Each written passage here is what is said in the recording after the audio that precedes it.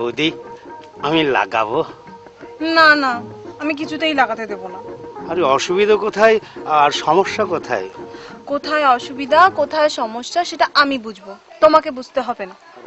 বৌদি বৃথায় রাগ করছো, ব্যাপার তো সামান্য, বুঝতেই পারবে না। সামান্যই হোক আর অসামান্যই হোক, হবে না মানে হবে না। আরে দরকার হয় টাকা পয়সা দেব। টাকা দাও আর পয়সা দাও, আমি লাগাতে দেব না। আরে এত চিৎকার করছে কেন? আরে লাগবে তো সামান্য, বুঝতেই পারবেন না।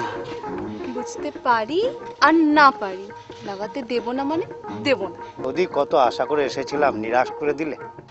তোমরা তো আলছাল, কত বড় বড় নেতা মাফিয়া, এমনকি আমার বড় এসেছিল, তাকেও লাগাতে দিইনি। হ্যাঁ, দাদাকে লাগাতে দাওনি? কেন দাওনি বৌদি?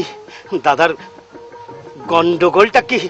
মুখ পোড়া আমার বাড়ির দেওয়ালে মদের বিজ্ঞাপন লাগাবে বলে তৈরি ছিল, তাই আমি লাগাতে দিইনি। আরে আমরা মদের বিজ্ঞাপন দেব না, আমরা লালিপপ কোম্পানির হাতুড়ি মার্কা জাঙ্গিয়ার বিজ্ঞাপন দেব।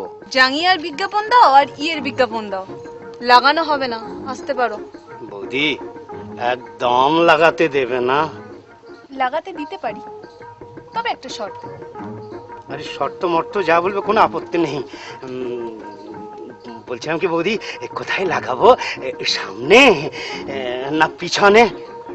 সামনে হবে না, বাড়ির পিছনের দেওয়ালে লাগাতে পারো, লিখে দিও বিজ্ঞাপন লাগানো নিষেধ, নো স্টিক বিল, দরজায় দেব খিল।